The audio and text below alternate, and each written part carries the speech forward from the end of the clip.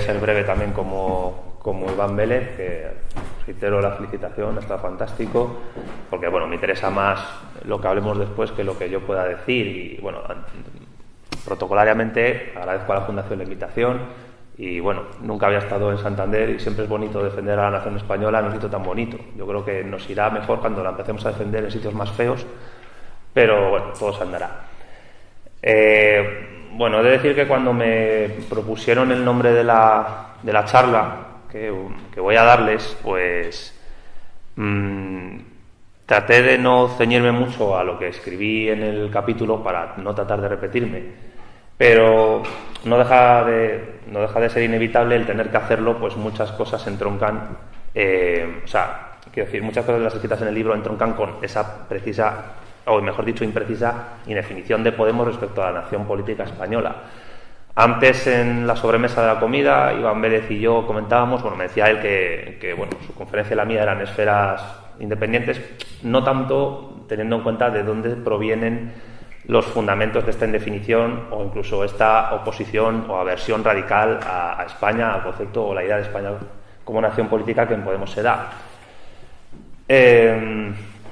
Todo tiene que ver, en parte, pues, de dónde viene cada uno de los integrantes de Podemos, sobre todo de su cúpula dirigente, a nivel doctrinal, a nivel partidaria, y partidaria me refiero a militancia en partidos políticos, en organizaciones de todo tipo, y también tiene que ver un poco, pues, con las lecturas que han hecho, no solo con la lectura de Ernesto Laclau, que fue el autor al que yo me ceñí en el capítulo, y creo que tiene una importancia capital para entender el fenómeno Podemos, sino también con otro tipo de influencias que vienen de más lejos, que no vienen de más lejos en el tiempo, pero no tan lejos en el espacio, puesto que Laclau era argentino, pero también tienen lecturas españolas, aunque en este caso hispanófobas, está claro. Cada uno de los padres fundadores de Podemos, como se dice coloquialmente, viene de su padre y de su madre.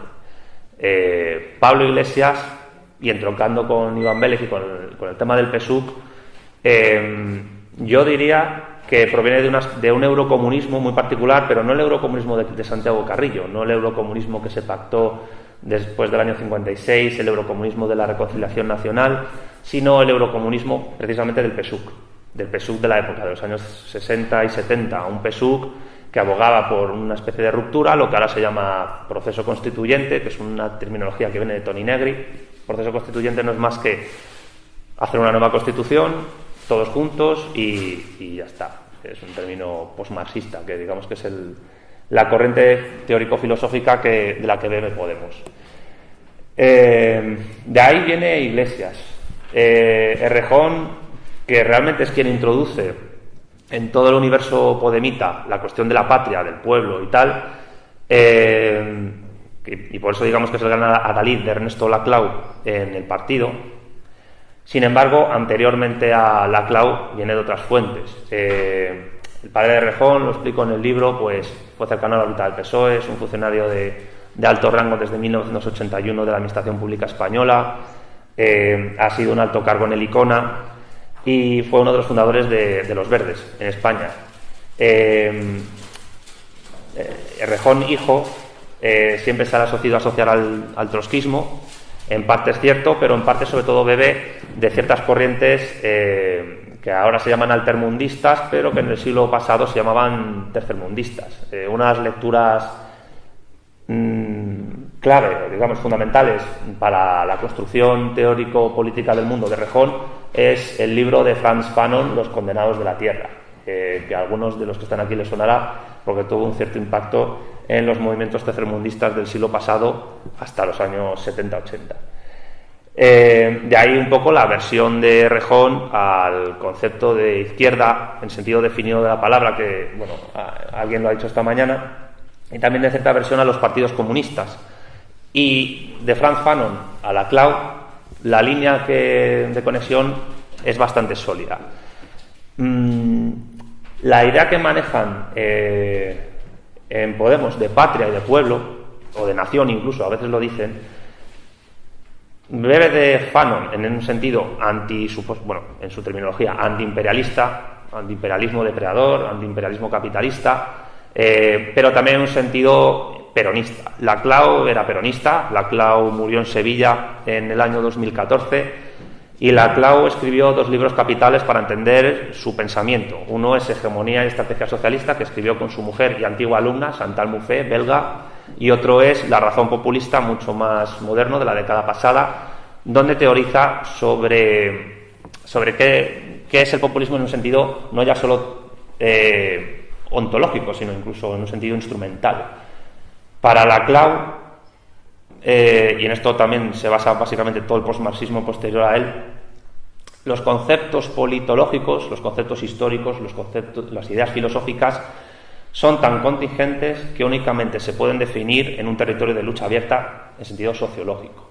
Para Laclau, términos como patria, términos como clase, términos como pueblo, son lo que él llama significantes vacíos, significantes flotantes, que nunca se pueden llenar del todo, y además no es necesario, sino que lo único que hay que hacer es disputarlos.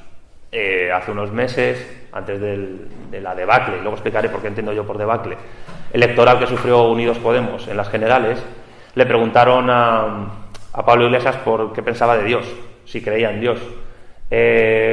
Iglesias es ateo, según su criterio, no sé si existencial o esencial, pero él dijo que Dios era un significante flotante también. Esto supongo que gustará mucho a los teólogos, pero yo desconozco los conocimientos teológicos de Pablo Iglesias Turrión. En todo caso, lo dijo porque él pensaba que la idea de Dios hay que disputarla en las urnas y en la calle. Más en las urnas que en la calle, porque, como ya dije en la presentación en el Centro Riojano, desde que Podemos existe, las movilizaciones callejeras contra la crisis en España se han mermado, y además de una manera totalmente intencionada por parte de él. De hecho, hace poco dijo que las cosas solo se cambiaban a nivel político desde la administración pública, cosa que es cierta, pero si no tienes un apoyo sociológico fuera, no sirve tampoco de mucho, ¿no? Te quedas en un mero reformismo.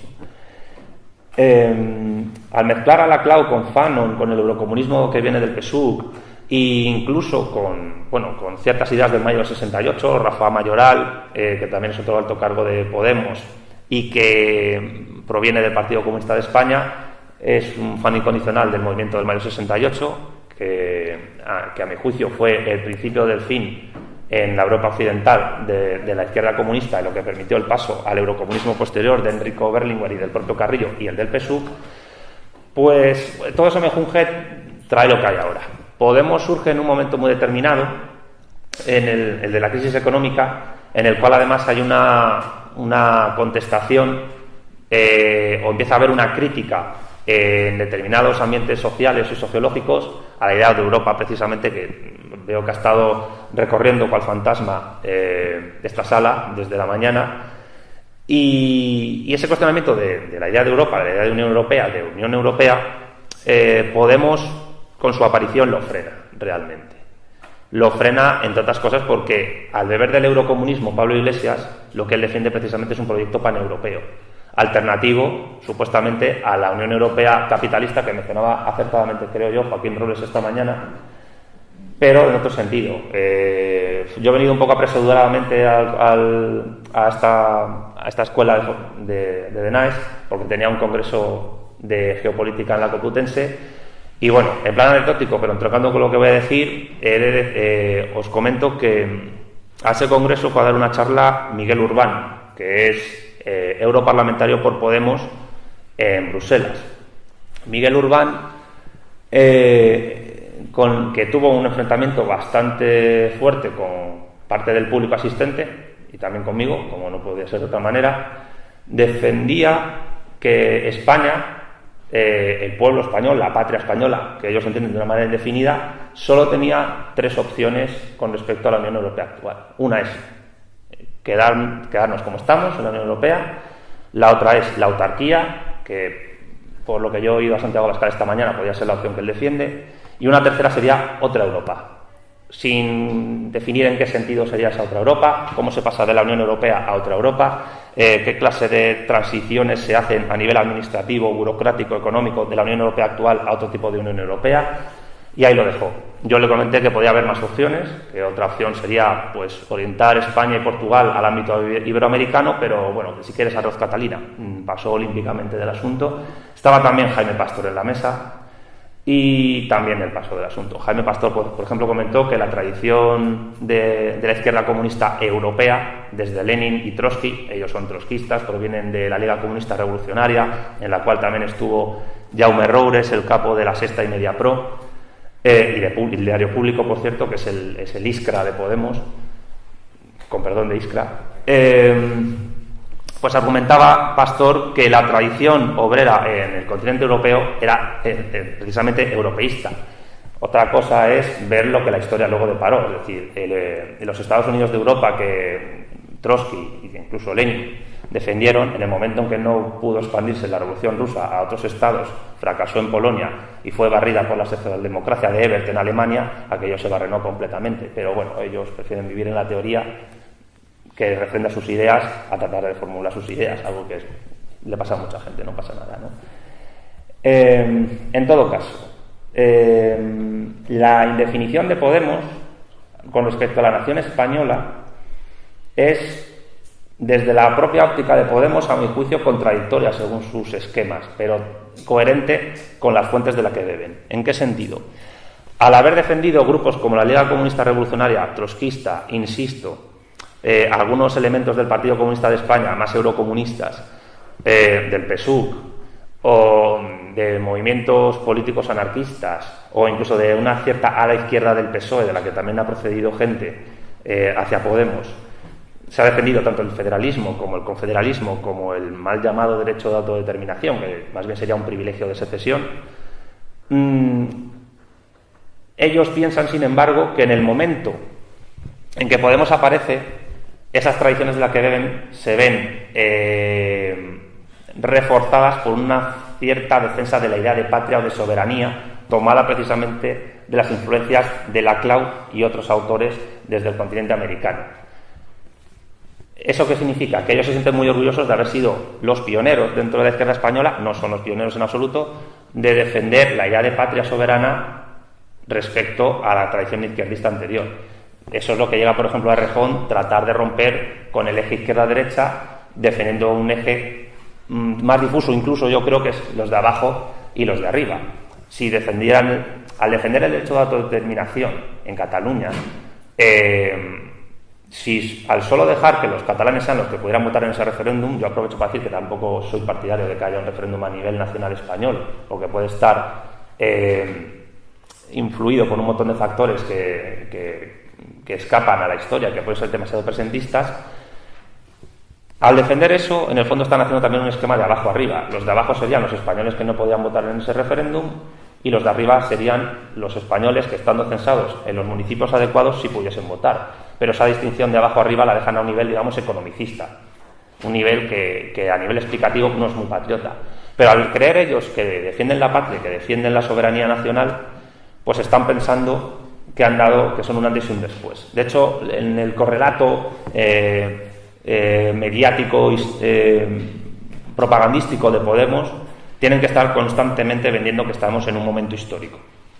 No sé si os habréis dado cuenta que en todas las puestas en escena de Pablo Iglesias o de Errejón, o en las redes sociales, Pablo Echenique y otros, Carolina Vescansa, están continuamente apelando a estamos en un momento histórico, pero claro, un momento histórico, ¿qué puede ser? Pues que Pablo Iglesias ha ido a ver a Obama y le ha regalado el libro sobre la Brigada Lincoln, que por cierto aprovecho para decir, y esto entroncará con el final de mi exposición, que la visita de Obama a España ejemplifica, creo, ahora mismo lo que España es a nivel internacional, es decir, un país en la mochila como la Bordeta. Cuando Obama dijo que él estuvo en Madrid de mochilero tomándose no sé si fue una hamburguesa, un Burger King, en un restaurante de Madrid, para luego solo ir a las bases americanas militares que tenemos en territorio español, que son soberanía estadounidense y no española, está ejemplificando muy bien lo que nosotros pintamos en el mundo.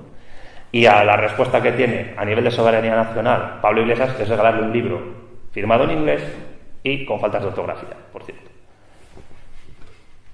Eso lo dejo caer. Pero esto entronca con el tema de la indefinición. Es decir, su desconocimiento de los términos de nación política, de patria, de pueblo, o el concepto de soberanía, ejemplifica por qué creen ellos que, defendiendo los postulados que defienden, desde la tradición que defienden, se creen más patriotas que otros. Entonces, Pablo Iglesias habla, ¿qué es ser patriota? Ser patriota es defender las pensiones públicas, ser patriota es defender los hospitales, claro, pero en eso podría entrar cualquier partido político español, hasta Rajoy. Por ejemplo, un reciente de facto podemita, de jure, yo creo que desde hace mucho tiempo, como es Julián Guita, lleva todavía defendiendo que para él ser revolucionario en España es defender la Declaración Universal de los Derechos Humanos y que se cumpla la Constitución española. Claro que yo, cuando escucho eso, ¿qué pienso? Que Julián Guita está en el mismo bando que Mariano Rajoy, porque los dos defienden la Declaración Universal de los Derechos Humanos y la Constitución española, además quizás de los acuerdos que a nivel de política exterior tiene España con el mercado común europeo. Con lo cual, es un sinsentido absoluto la conceptualización que tiene Podemos sobre lo que es la soberanía nacional. Y la indefinición que tienen, que supuestamente la toman de la clave del peronismo y según algunos del bolivarianismo venezolano, yo la matizaría bastante, por un motivo muy simple. Es cierto que ellos fueron asesores gubernamentales en Venezuela, en Bolivia, en Ecuador. Yo defiendo desde hace tiempo que los grandes problemas políticos que tienen estas tres naciones iberoamericanas se deben en parte a esas asesorías. Nunca han tenido, porque nunca han podido pagar a asesores patrios formados allí para poder construir los regímenes políticos que tenían, pero bueno, así de picaresco es Pablo Iglesias. Si se planteara un referéndum de autodeterminación en Venezuela, en el estado del Zulia, por ejemplo, que ha tenido históricamente un componente separatista muy asociado al tema de la renta petrolera, porque las mayores reservas de petróleo de Venezuela están en el Golfo, que corresponde al estado de Zulia, si se le planteara a un venezolano que solo los zulianos pudiesen votar en ese referéndum, te mandarían al guano, evidentemente. A nadie se le ocurre. Si uno se va a Bolivia y plantea que la separación de la media luna boliviana, la región de Santa Cruz, se separase del resto de Bolivia, de la Bolivia, por cierto, más étnicamente indígena, porque la parte de Santa Cruz es la más rica y la más blanca, la más neocriolla, Evo Morales te mandaría al guano también. Es decir, en su constitución Bolivia se define como Estado Plurinacional de Bolivia por influencia de la Fundación CEPS, pero sin dejar de ser peligrosa esa definición para los propios intereses de los bolivianos. Sin embargo, a ningún boliviano se le ocurre decir que ese Estado plurinacional es, o mejor dicho, que de esas naciones plurales que hay en Bolivia se pueden superponer a la nación política boliviana, porque cuando están hablando de plurinacionalidad en Bolivia están hablando de naciones étnicas. Y en Venezuela 3/4 de lo mismo. ¿Qué ocurre? Que cuando se manejan, yo creo, términos muy novedosos exportados desde el otro lado del Atlántico para aplicar a un partido supuestamente nuevo que viene de tradiciones que han defendido modelos federalistas, confederalistas o abiertamente balcanizadores de la nación española, el menjuje que te sale es totalmente incoherente, contradictorio, y eso puede llevar en un momento dado a cierto, no sé si colapso de Podemos en el sentido de partido, pero sí al menos a unos enfrentamientos muy fuertes entre sus diferentes vertientes, cosa que ya está ocurriendo, y al mismo tiempo a una posible evolución que nunca se sabe por dónde va a ir. De hecho, yo, antes de contar esto, uno de los más importantes ideólogos de Podemos, que no es Carlos Fernández Liria ni es Santiago Albarrico, que han sido históricamente asociados a Izquierda Anticapitalista, que fue la reconversión que hizo Espacio Alternativo una vez que se escindió de Izquierda Unida. Decía, uno de los grandes ideólogos de Podemos fue un miembro del Partido Comunista de España y actualmente elegido diputado número 1 por Jaén, Manuel Monereo Pérez, Manolo Monereo. Manolo Monereo tiene un libro que publicó El Viejo Topo hace 2 años llamado Por Europa y contra el sistema euro.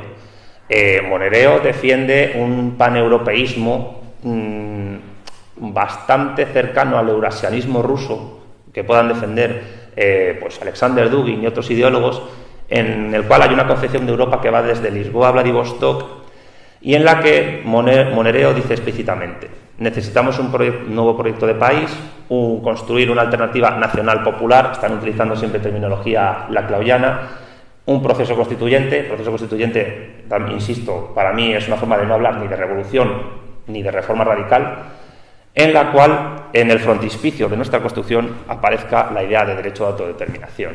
Yo una vez le dije, estando en Italia con él, el frontispicio es un adorno. Y él dijo, no, en el fondo es un cumplimiento de la soberanía nacional. Quiero decir que con esto que ellos confunden soberanía nacional con ejercicio de derechos democráticos, tanto totales como parciales, a todos los niveles. La soberanía nacional para ellos es hacer un referéndum sobre hospitales, hacer un referéndum sobre pensiones, hacer un referéndum sobre estar en la Unión Europea, pero al mismo tiempo es también pues, que Cataluña, el País Vasco, Andalucía, Galicia, Canarias, Valencia, Navarra, Castilla-León, Madrid, quien sea, pueda tener un privilegio sobre el resto de regiones a la hora de desguazar España como nación política unitaria. A mi juicio, además, Podemos tiene una indefinición con respecto a España que podría ser triple. Triple en el sentido también de las capas del poder político de Gustavo Bueno, que enuncia en su libro Primer ensayo sobre las categorías de las ciencias políticas. Es decir, a mi juicio, Podemos tiene una indefinición conjuntiva, una indefinición basal y una indefinición cortical respecto a la nación española. ¿En qué sentido lo digo? Se entretejen entre sí. Tienen, evidentemente, una indefinición conjuntiva en el sentido de los referéndums secesionistas que podía haber en cada comunidad autónoma, que en algún caso han defendido ciertas agrupaciones de Podemos en Castilla-La Mancha o en Castilla-León incluso, por no hablar de Cataluña, por no hablar de Andalucía o Galicia o el País Vasco. Este tipo de indefinición conjuntiva influye en la basal, la económica propiamente dicha, en la cortical, aunque cada una de estas dos tiene sus particularidades propias. ¿La basal en qué sentido lo tiene? Hombre, si troceas a España como nación, económicamente hablando, se verían muy perjudicados todos. Otro de los ideólogos de Podemos, Jorge Bestringe, en TV3 una vez afirmó que España se vería muy perjudicada por la independencia de Cataluña porque España perdería el 20% del Producto Interior Bruto. Claro, yo pensé, y Cataluña perdería el 80% del Producto Interior Bruto que corresponde al resto de España si se quedaría, con lo cual perjudicados ambos, pero la parte más pequeña más. Pero como ellos se piensan que Cataluña sería una especie de, no sé, de Dinamarca del sur de Europa o de Holanda del sur de Europa, sacar a una persona de esa concepción de su propio futuro es muy difícil, si no harto imposible. Pero, sin embargo, esa indefinición basal también tiene un correlato con el programa económico de Podemos, el programa económico que ha defendido en las elecciones generales en ambas. ¿En qué sentido? Esto, además, lo hemos tratado en el curso de geopolítica del que vengo yo, en la Complutense. Podemos basa su programa económico en el aumento de la capacidad adquisitiva de la población para así consumir más. En estos ejemplos de telebasura fabricada, que son las tertulias económicas de la noche, de los programas de la noche de la Sexta, Iglesias y otros economistas podemitas han defendido que no solo la renta básica, sino que otro tipo de potenciaciones económicas de la capacidad de consumo de los españoles permitirían que las empresas, sobre todo pymes, pudieran tener más ganancias, porque lo que le interesa a un empresario precisamente es que la gente consuma sus productos. ¿Cuál es la trampa de este programa microeconómico? Que no cuenta con lo macroeconómico. ¿Qué es lo macroeconómico? ¿Qué es lo que configura macroeconómicamente a España? Su inserción en la Unión Europea desde hace décadas. ¿Por qué? Porque la Unión Europea, que es una unión en origen económica, se basa en la hegemonía industrial y comercial sobre el resto de Europa del famoso eje geoeconómico Rin-Rodanopo, que recorre desde la City de Londres hasta el norte de Italia, pasando por el Benelux, la parte industrial del Ruhr y más potente económica de la República Federal Alemana, Suiza, Austria, hasta el norte de Italia. Con tratados geoeconómicos y geopolíticos con que se van a firmar seguramente en el futuro, como el TTIP, el Tratado Transatlántico de Comercio e Inversión, que sería una especie de mezcla entre la Unión Europea actual y la OTAN, el programa de Podemos, si se cumpliese, si estuviesen en el poder, potenciaría y reafirmaría esas estructuras geoeconómicas ya existentes. Es decir, si los productos industriales que mayormente consumen los españoles proceden de Alemania, de Francia y de Italia, aparte de Estados Unidos, si la capacidad de consumo de los españoles, sin una reconversión industrial, aumenta, lo que aumentaría sería el consumo precisamente de los productos alemanes, italianos y franceses, sí, también. ¿Qué significa eso? Que si yo fuese Angela Merkel, querría que Unidos Podemos ganase las elecciones. Y si a eso le unimos el proyecto separatista, pues el mejunje sería bestial, ¿no? A nivel cortical, ¿qué ocurre? A nivel cortical ocurre que, entroncando con las otras dos cosas, los acuerdos con la Unión Europea se mantendrían, con el TTIP se mantendrían. No hay que olvidar que el hombre de la OTAN en Podemos, Julio Rodríguez, según los archivos de Wikileaks, asegura que todo esté atado y bien atado, como diría aquel. Y bueno, y eso también conllevaría que un gobierno de Podemos, de Unidos Podemos, tendría que cumplir los acuerdos militares y geoestratégicos que tanto el Pentágono como Berlín y Estrasburgo tendrían que cumplir. Entre otros, pues las intervenciones españolas militares que ha habido en Libia. Es decir, José Julio Rodríguez es el hombre que en España estuvo encargado de la logística que permitió la invasión y destrucción del régimen libio de Gaddafi. Y además, ideólogos de Podemos, como Santiago Alba Rico, han defendido públicamente esa invasión. De hecho, ha defendido hasta públicamente que la OTAN lleva sin invadir ningún país desde hace más de 20 años, por lo cual es una absoluta barbaridad, por no decir que es una total y completa mentira. Tanto es así que hay muchos grupos que se podrá discutir con ellos o no, políticos de izquierdas en España, que desconfían de las filiaciones profesionales del propio Santiago Alba Rico, por no hablar de su propia construcción neuronal mental. Santiago Alba Rico, además, tuvo la desfachatez, y esto ya lo digo a nivel personal, porque esto dice lo mala persona que es, de decir públicamente, después de que Javier Couso se haya reunido con representantes del gobierno legítimo de Siria, que por cierto él también justifica la invasión siria y justifica que grupos como el Frente al-Nusra, a lo que él llama disidencia, estén luchando contra el régimen de Al-Assad, al mismo tiempo que justifica a los neofascistas que han tomado Kiev después del Euromaidán y que han permitido el troceamiento absoluto de Ucrania y que creciese de nuevo la rusofobia en Ucrania. De hecho, no hay más que ver, lo digo por si alguna persona no lo sabe. Si uno ve el telediario y ve las pancartas que llevan grupos como Pravi Sector en Ucrania y otros, aparece una foto de una persona en blanco y negro.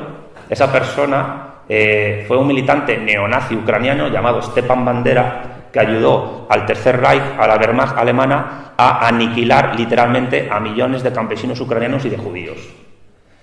Según Santiago Alba Rico, eso es un movimiento análogo al 15M. Pero bueno, esto también entra un poco con la tradición de la que viene Rejón, anticomunista, que precisamente ha luchado tanto en Hispanoamérica como en Europa contra los partidos comunistas, digamos, de orientación soviética para la construcción en esas naciones.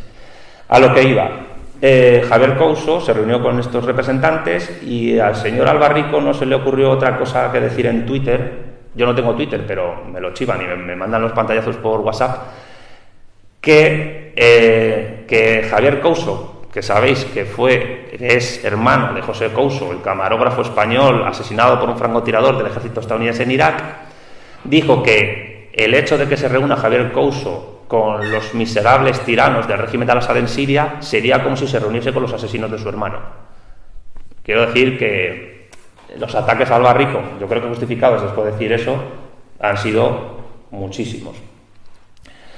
A lo que voy, yo creo que estos hechos, la inclusión de Julio Rodríguez, el hombre de confianza de la Casa Blanca y del Pentágono en Podemos, el ridículo de darle un libro a Obama como muestra no sé de qué ante el emperador sobre la soberanía española y tal, más otros como puedan ser el hecho de que Pablo Iglesias Turrión haya ido a Inglaterra a hacer campaña por el Bremain. El Bremain es el nombre que recibió la campaña de los partidarios de mantener al Reino Unido en la Unión Europea. Pablo Iglesias hizo campaña por el Bremain. Pablo Iglesias, en su visión europeísta, considera, junto con Juan Carlos Monedero, que yo creo que sería el hombre de la izquierda divagante en Podemos, decía que la Unión Europea es una construcción histórica que, si bebe de algo, es del antifascismo que luchó contra Hitler en la Segunda Guerra Mundial. ¿De dónde toma esta idea? Toma esta idea de un partisano italiano apellidado Spinelli, que luchó contra Mussolini en Italia y que luego, pues, como todo el mundo sabe, el comunismo italiano tuvo que ceder a acuerdos con la democracia cristiana porque no se podía consentir que los comunistas tomaran el poder en la península itálica de la manera en que podían haberlo hecho. Yo argumento en la parte del libro que modestamente se me ofreció que Podemos, respecto a la hipotética construcción de esa pata que le falta a la defensa de la nación española históricamente desde los años 50 en España, que es una izquierda nacional, es precisamente un obstáculo para que ello exista. ¿Por qué? Porque en su posmodernidad, en su posmarxismo, pueden combinar sin ningún tipo de rubor y sin ningún tipo de vergüenza hablar de patriotismo y de separatismo al mismo tiempo. Esto me recuerda un poco a... Yo por eso utilicé el término de socialfascismo para definir a Podemos en el libro. Me recuerda un poco a una famosa frase de Mussolini para tratar de definir lo que fue el fascismo italiano. Mussolini tiene una frase en la que decía: los fascistas somos aristócratas y demócratas, autoritarios y republicanos, revolucionarios y reaccionarios, legalistas y legalistas. ¿Eso qué significa? Que según la coyuntura el fascismo será lo que convenga. Y en parte fue así. En Podemos podemos encontrar 3/4 de lo mismo. Yo creo que las declaraciones de Alba Rico o las declaraciones del propio Iglesias argumentando que el derecho a portar armas en Estados Unidos es la base de la democracia, sin especificar si es la democracia estadounidense o la democracia de la Revolución Francesa, también dicen mucho al respecto. Creo que Podemos es un obstáculo para la construcción no ya solo de una izquierda nacional, sino para la reconstrucción de una socialdemocracia a la que ellos han atacado desde el primer momento, sin dejar de ellos de ser socialdemócratas en el fondo en muchas cosas, y me refiero al PSOE, a la hora de reconstruir es precisamente al PSOE, que desde los años 70 se convirtió en el partido atrápalo todo por excelencia de España y el que en cierto sentido articuló un poco a la población española al mismo tiempo que la desconfiguraba. Una vez me preguntó una persona en otro curso por qué no había en España una izquierda nacional, también aludiendo a Podemos porque esa persona era crítica con Podemos. Es una pregunta que no se puede contestar en una sola frase. Yo no creo en la conspiranoia, pero conspiraciones existen, pero yo considero, es una hipótesis mía, que tendría que trabajarla, que no existe porque probablemente no convenga que exista.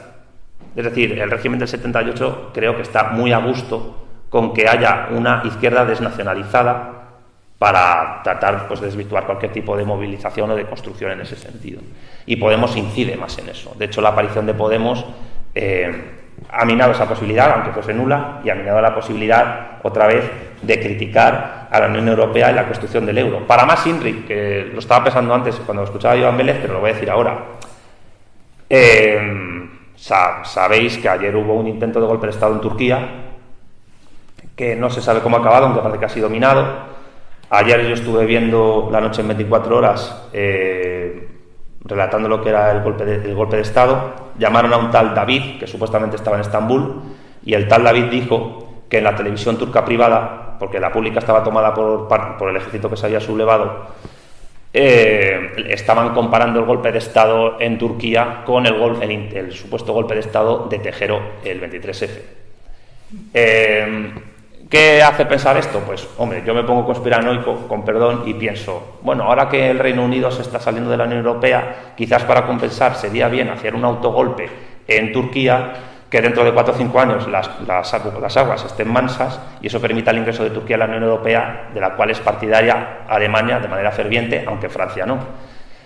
Y, de hecho, España, después del golpe del 23F, varios años después, entró a la Unión Europea sin ningún tipo de problemas. Es decir, que probablemente este golpe de Estado acabe reforzando a Erdogan y a los intereses geoestratégicos de Turquía. Además, Turquía es un pilar fundamental de la OTAN en la zona. Una zona que es un avispero, no ya solo por el Daesh, sino en general. Creo que sabéis, lo que haya estudiado un poco más o menos lo que es Oriente Próximo, que turcos, persas y árabes no se pueden ni ver entre sí, por muchos factores, no ya solo por la distinción entre sunitas y chiitas en Irán, sino también por el dominio depredador imperialista que el Imperio Otomano ejerció sobre la península arábiga en ciertos tiempos. Aparte que esto no es baladí, si Erdogan tiene ínfulas de convertirse en el sultán de todos los musulmanes, probablemente a los árabes eso no les interese demasiado, porque no es inocente, a lo mejor me estoy desviando un poco del tema, pero tiene un poco que ver, no es inocente Estado sea el que controle las ciudades sagradas del Islam, que son la Meca y Medina. Hasta la década de 1920 era el Imperio Otomano quien controlaba esa zona. Después de la Primera Guerra Mundial, el Imperio Otomano se destruye y la construcción apoyada por el Reino Unido y Estados Unidos de Arabia Saudita permite que el Islam suní wahabita salafista controle las dos ciudades sagradas del Islam. Y eso creo que no es moco de pavo.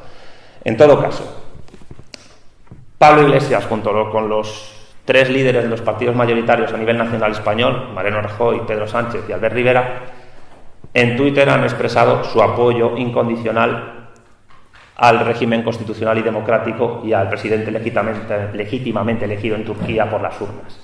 Pablo Iglesias a su estilo, es decir, no me gusta Erdogan, él siempre hace una valoración subjetiva de lo que le gusta o no para indicar por dónde tiene que ir su partido, pero hay que respetar precisamente la democracia realmente existente en Turquía y el voto de los turcos. Teniendo en cuenta la tradición laica del ejército turco y de cómo fue Mustafa Kemal, quien a través de las fuerzas armadas, es decir, del poder militar cortical turco, fue el que limpió de islamismo Turquía el siglo pasado, pues el proceso de reislamización que Erdogan está llevando a cabo, pues si entra a Turquía a la Unión Europea, no tendría mucho sentido desde un punto de vista de izquierda nacional en España. Pero ya digo que las contradicciones que trata de cabalgar Iglesias respecto a la definición de la nación española y respecto a un montón de otros temas, y con esto voy a ir acabando, voy a hacer menos tiempo porque me interesa más el debate que tengamos. Al final lo que le llevan a Pablo Iglesias Turrión es que sean las contradicciones las que le cabalguen a él, prácticamente desde que nació. Y esa indefinición política respecto a la nación española conlleva que Podemos realmente no tenga un proyecto nacional para España, aunque sea un partido asentado nacionalmente. De lo único que le ha servido es para, en sentido laclauiano, defender una idea de patria como significante flotante que le ha permitido, sí, ganar en Cataluña y en el País Vasco las elecciones, pero no tener los suficientes votos en el resto de comunidades autónomas para poder superar al PSOE o al Partido Popular. ¿Por qué? Pues, y con esto acabo, porque la coalición entre Podemos e Izquierda Unida, que se llama Unidos Podemos, ha perdido cerca de 1.100.000 o 1.200.000 votos, probablemente de gente que no esté de acuerdo con esa confluencia precisamente. No sé si ya sería gente que no esté de acuerdo con el proyecto patriota secesionista de Podemos, pero eso estaría por ver. Lo que está claro es que el resultado de las generales para las pretensiones de Iglesias ha sido, a mi juicio, un fracaso absoluto. No se esperaban no se esperaban perder 1 millón y pico de votos. ¿Y eso a la larga en qué puede derivar? No lo sé. Lo que yo tengo claro es que hay que dar la batalla ideológica, política y teórica precisamente a esas indefiniciones, porque esas indefiniciones para ellos son una fortaleza, pero para la nación española no lo es en absoluto, debido a la expansión que como fuerza nacional, antinacional, Podemos tiene en todo el país. ¿Por qué es una fortaleza para ellos? Porque al ser posmarxistas y posmodernos, pues lo líquido, lo flotante, es precisamente lo que a ellos creen que les permite adaptarse a las circunstancias. Y bueno, nada más. Quedo a su disposición y muchas gracias.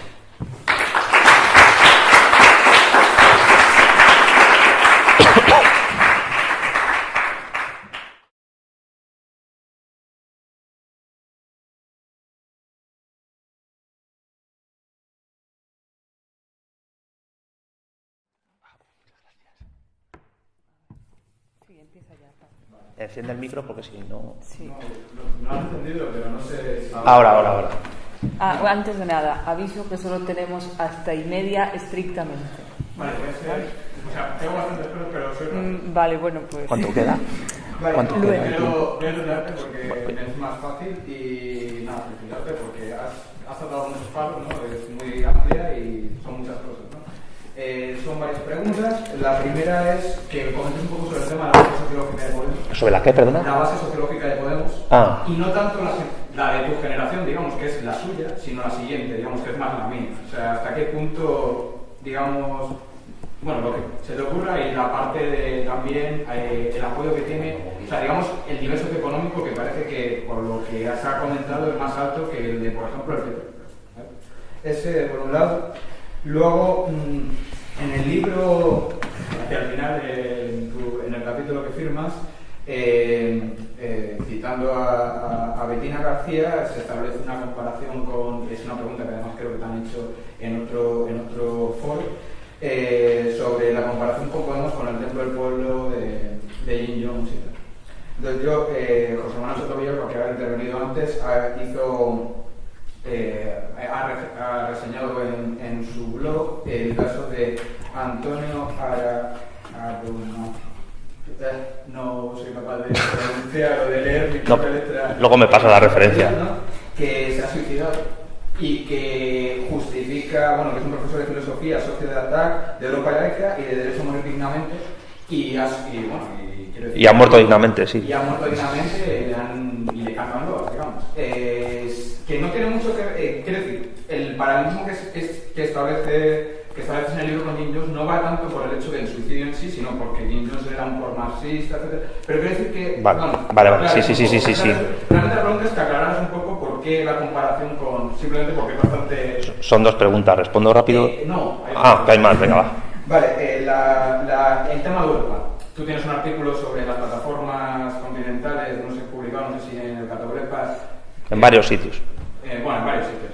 Pero bueno, por ejemplo, en el Catoblepas, en tu blog, etcétera, en el que hablas precisamente de la necesidad de España de hacer una plataforma hispanoamericana, etcétera. Pero volviendo un poco al papel de Europa, o sea, el trato de España frente a Europa, digamos, primero hay que partir... O sea, quiero decir, que aclares un poco cuál sería la posición que en tu opinión debería adoptar España frente al resto de la vecinosis europea, porque la idea de Europa como una unidad es la que hay que romper de base, pues catolicismo, protestantismo ortodoxo, la patata del tomate, cerveza, vodka y vino, sur y norte. O sea, quiero decir que eso de como una unidad, como si Europa estuviera ahí dada, o sea, es lo que hay que, yo creo que habría que empezar por partir y ver cuáles pueden ser aliados, incluso en el viraje de España, una posición, digamos, ejemplarista hacia una plataforma hispanoamericana o lo que sea. Y por último, bueno, tú tienes una acción política importante, digamos, pública, en el sentido de simplemente de política, en el sentido de pública, quiero decir, no sé si militas, has sido militante desde luego, no sé si militas actualmente en el Partido Comunista, en Democracia Real ya creo que has participado, en varios foros, etcétera. Has intentado poner en marcha digamos, un proyecto de izquierda hispánica. Bueno, eres un materialista filosófico frente a simplemente lectores, etcétera, ¿no? Tampoco he venido a hablar de mi vida, pero bueno. Pero el tema es que frente a Denay, o sea, digamos que la acción política tuya va en una línea que, aunque tiene la defensa de la nación española está presente, yo quiero, digamos, cuál es la visión que tienes.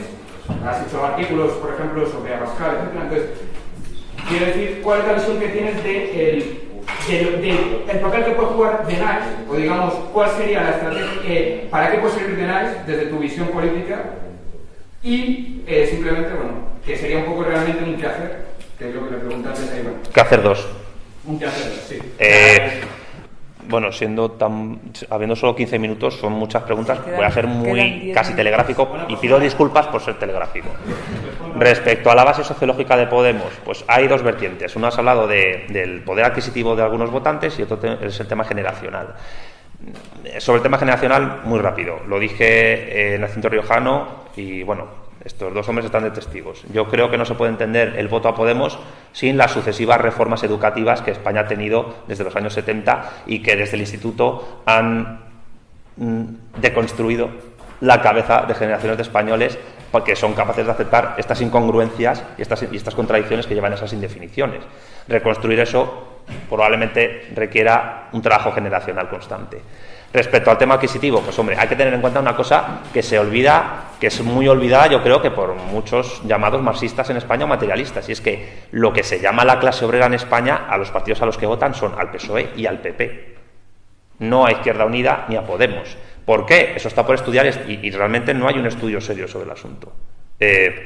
Independientemente de que los obreros se equivoquen o no, habrá que ver qué fulcro de verdad lleva a los trabajadores españoles y residentes extranjeros en España a votar a esos dos partidos. Eso en primer lugar. La segunda pregunta, no me acuerdo cuál era. Repítemela. El suicidio. El suicidio del tío este.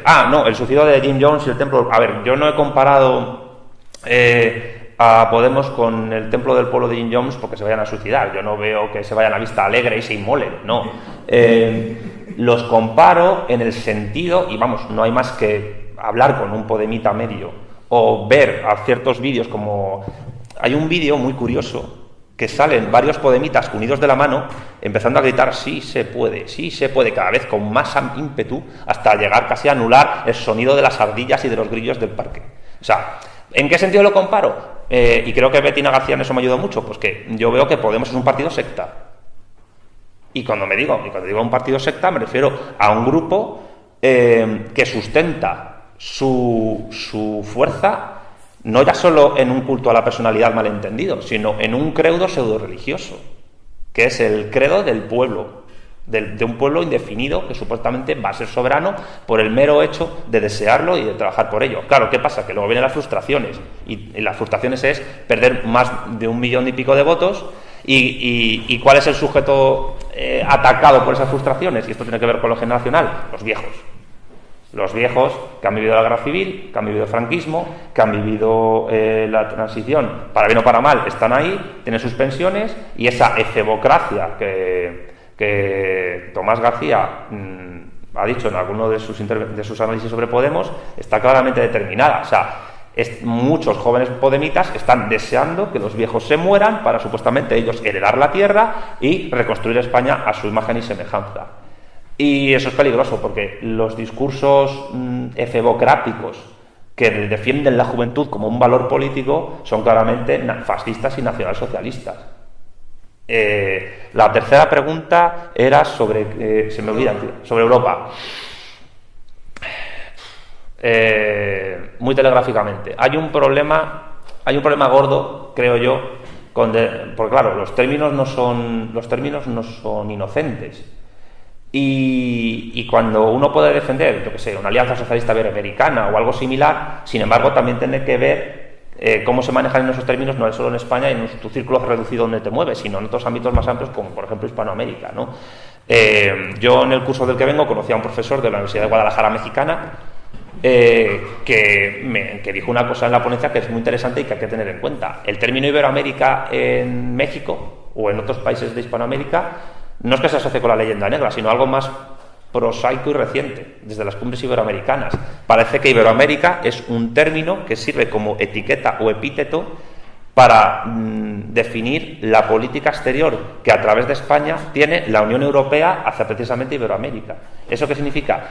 Que Iberoamérica es el emblema de Alemania y de Francia sobre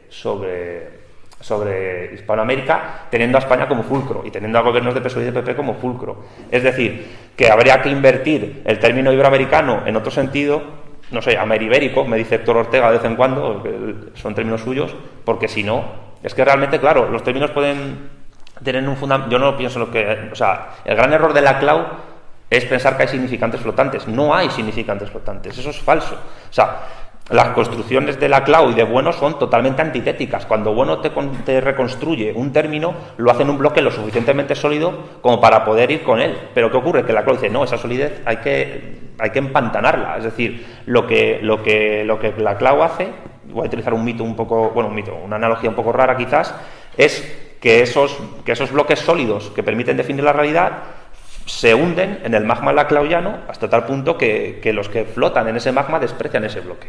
Porque no lo necesitan, porque no es necesario. Lo importante es ser contingente, ser fluido, es posmodernidad pura y dura. Y respecto al... ¿Qué te quiero decir con eso? Que el tema iberoamericano, pues, ¿qué perspectiva puede tener? Bueno, y esto entronca con la cuarta pregunta. ¿Qué hacer desde TENAES o desde cualquier otros ámbitos? Pues no sé, lo he dicho un poco al principio, ¿no? Ir a hablar a sitios feos para defender la nación española. Sé que esto es riesgoso.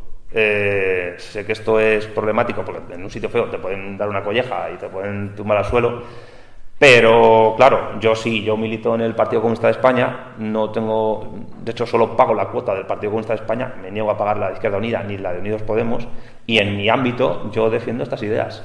Tengo gente que me apoya, que me sigue, bastante más de la que se pudiera pensar, pero también es cierto que contra ciertas estructuras burocráticas, personales, es muy difícil combatir cuando uno está solo. Y de hecho, yo he dejado de militar en otros sitios, porque en otros sitios lo que se quiere hacer es lo que hacía el Frente Judaico Popular en la vida de Brian. Es decir, hablar, discutir y ya está. Y ahí lo dejo, no voy a decir más porque ya estoy diciendo demasiado, ¿sabes? Creo que se me ha entendido perfectamente, ¿no? Aparte que eran ambientes un poco podemoides, ¿no? Pero bueno. Pues la última ya y muy breve. Bueno, como también se me había preguntado a cualquiera de los anteriores, por ejemplo a Santiago Abascal, pero voy a preguntar a ti, porque me gustó mucho tu intervención, tu parte proporcional, que es bastante importante en el libro. Vamos a comentaste tú antes y que de alguna manera yo lo que estaba hablando en un pequeño artículo de protesta que publiqué en el Revolucionario, en una carta abierta, yo siempre digo, bueno, de esa parte existencialista también, que siempre, pues a partir de la experiencia de un profesor y que sufre, digamos, con calzador la situación de la descomposición del sistema docente, o sistema administrativo, como se llama, moral, de base, en España en los últimos 30 años, preguntarte algo que más que claro, de alguna manera yo lo he respondido, que es ¿qué papel juega el hecho de que en España sea inviable, y de ahí se lo plantea una izquierda con identidad nacional, que defienda la tradición católica, por ejemplo, y que anule la leyenda negra, el hecho de que las generaciones de la LOCSE, en términos de las teorías de las generaciones de Julián Marías o de Ortega, ya están aquí. Y que cuando alguien, yo mismo hace 20 años cuando yo decía, joder, que a mí me obliga el sistema a aprobar a gente, ya no que no sepa quién es Karl Marx, sino que son faltas de vacío horribles, y que además parte por principio de que cualquier persona por la que no está recién nacido, pues puede votar como algo que es intrínsecamente votable si se debe estudiar o no entre los tablas, porque la racionalidad entre los tablas está insignificada si alguna persona o no, y que a lo mejor Pitágoras era un facha, entonces como era un facha, así, yo no estoy obligado a estudiar entre los tablas. Esa mentalidad que ha cuajado y que ha fomentado al 100%, tanto el PSOE como el PP, es la que ha llevado a esta situación. En eso estamos todos de acuerdo. Es decir, Podemos es la máxima experiencia de la degeneración de algo que ya estaba inútil en el régimen del 78. Entonces, ¿hasta qué punto, por ejemplo, cuando uno escribe pues Zapatero y el presidente Galicia, mucha gente, bueno, me pasó por mi propia experiencia, aquí se ve el presidente Galicia. Hay gente que se lo tomaba hasta como un insulto personal, de eso podría hablar un poco, ¿no? Claro, gente que se ve el presidente Galicia. ¿Y hasta qué punto podemos, es un fenómeno ya previsto en la propia estructura cognitiva de Zapatero? Es una herencia de Zapatero. Ideológicamente hablando y educativamente hablando, porque claro, cuando tienes generaciones de jóvenes de 40 años abajo que no conocen ni el principio de identidad en su vida cotidiana, no hablo de teoría, hablo de la praxis, el dominio del logos, de ese logos común del que hablaba Platón, que es el que fundamenta la polis. No conocen el principio de identidad ni lo ejercen, ni el principio de tener su uso, ni el principio de la contradicción. ¿Cómo podemos romper esa inercia cuando las propias estructuras quedan consolidación material, basal y sobre todo conjuntiva a las elecciones del 78 han perpetrado ese asesinato, que es una educación pública en la que la educación se tiene como calidad, eso sobre todo gratis, todo el mundo prueba, y cualquier atisbo de reclamar un poco de orden conceptual, de orden cognitivo, que no digo de autoridad, se ve como una necesidad. Bueno, rápido, ¿no? A ver, yo medio en broma pienso, bueno, medio en broma, medio en serio, que mucha gente en España tiene un pensamiento falaz respecto a quien dice determinada cosa. ¿En qué sentido? Si alguien dice que te cae mal, que 2 más 2 son 4, entonces 4 será un número fascista y habrá que decir 5, o si viene desde el otro lado, 4 será un número rojo comunista y habrá que decir 5. ¿Y eso por qué pasa? Pues yo creo que por una costumbre muy española, que es, por desgracia, o que a veces hay que hacer un poco autocrítica de ciertas tradiciones no ceremoniales españolas no estudiadas por los antropólogos, que es que cuando tú hablas no te preguntan por lo que has dicho o en qué sentido, o los fundamentos de lo que has dicho, sino que te dicen, ¿y tú de quién eres? Entonces, ¿qué truco utilizo yo cuando hablo con la gente? No cito fuentes nunca. Es decir, no cito a ningún autor. Lo digo como si fuese mío, que el fondo es mío lo que digo, pero no cito ni a Bueno, ni a nadie, ni a Marx, ni a nadie. O sea, lo digo de motu propio. Eso en ciertos ámbitos es más efectivo, pero también implica que hay una especie de autocensura intelectual en España muy fuerte, que viene de muy lejos y que viene precisamente, yo creo, que de esas reformas educativas, donde determinados autores están proscritos de alguna manera.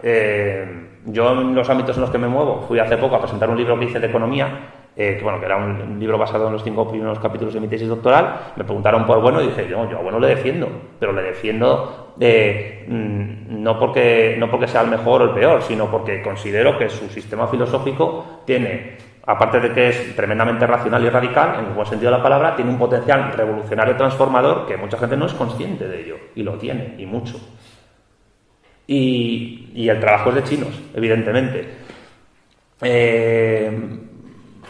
No sé, ¿cómo puedes hacer cambiar la perspectiva de la gente? Pues yo creo que si no te pringas en ambientes que desde fuera parecen hostiles, pero luego si rascas un poquito no lo son tanto, y hablo del PC, pues te das cuenta de que puede haber mucha gente que el rollo de Más Europa o de Otra Europa de Miguel Urbán no se comparte, y a lo mejor ellos dicen, no, yo me quiero acercar a América Latina, porque se utilizan ese término, pero también hay que decir que el término América Latina es muy confuso, ni siquiera la gente de Iberoamérica tiene claro lo que es. Te pongo un ejemplo, Enrique Dussel, mismamente, tiene textos donde se pregunta qué significa América Latina. Y hay dos opciones. O América Latina son todas las naciones del continente americano que hablan lenguas romances, español, portugués y francés, o es una esfera cultural que va de Río Grande para abajo. Si es la primera, los quebequenses serían latinoamericanos, pero los hispanos que viven en Estados Unidos, los chicanos o los puertorriqueños que viven en Brooklyn, no serían latinoamericanos. Si es la segunda, Bob Marley sería latinoamericano. ¿Y qué quiero decir con esto? Que el dilema filosófico de España frente a Europa, de qué es España, tiene su espejo deformado manierista en Hispanoamérica, porque ellos también se preguntan qué son y no lo pueden resolver. Y esto es una cosa que influye mucho con las dinámicas y las polémicas de integración y desarrollo en el continente, porque las dos preguntas que desde esa doble perspectiva hay que responder es, uno, ¿qué se quiere integrar y para qué? Y dos, ¿qué se quiere desarrollar y para qué? Porque si no se resuelven esas cuestiones, realmente no va a haber un fulcro, no va a haber un principio de construcción ortográmica para saber cómo integrar al continente, a la plataforma continental. Lo último que has dicho no me acuerdo qué era. ¿Me lo puedes repetir? No, era reflexionar sobre el hecho de hasta qué, tenemos que solo hay un cercano imperio que determina que en España cualquier gobierno vaya a peor en materia educativa. Yo pienso que es que peor no se puede hacer. Salvo que se entienda que cuanto peor mejor. Vale, eso es lo que iba a decir. Para tener solo, perdón por la expresión, prostitutas tanto y no camareros, claro, que queremos considerar. Yo en ciertas... A ver, voy a contar una anécdota para cerrar el asunto. Yo utilizo terapia de choque. Por ejemplo, cuando yo me he encargado en las agrupaciones en que he militado, en formación, y me he encontrado con gente que hablaba de sociedad civil, o de ciudadanía, o de movimientos sociales, o de proceso constituyente, cogía y en un proyector de vídeo de la agrupación les ponía la canción Guerra Sagrada de la Segunda Guerra Mundial, que es una canción muy famosa que cantaban las tropas soviéticas, cantada por una mujer, donde se defiende un concepto, digamos, mundano y popular de patria, antifascista, bastante potente y poderoso. Yo os recomiendo que busquéis en YouTube ese vídeo, si no conocéis la canción. Es de Alex Androv, el compositor del himno de la URSS, se llama Guerra Sagrada, está doblado y es tremendamente emocionante. De hecho, todos los mayos de todos los años, cuando hay el desfile en Moscú, donde se conmemora la victoria de la Segunda Guerra Mundial, esa canción suena mientras las tropas del ejército ruso caminan. Es decir, tiene que haber una reeducación de la población, pero en un sentido bastante meticuloso y no chusquero.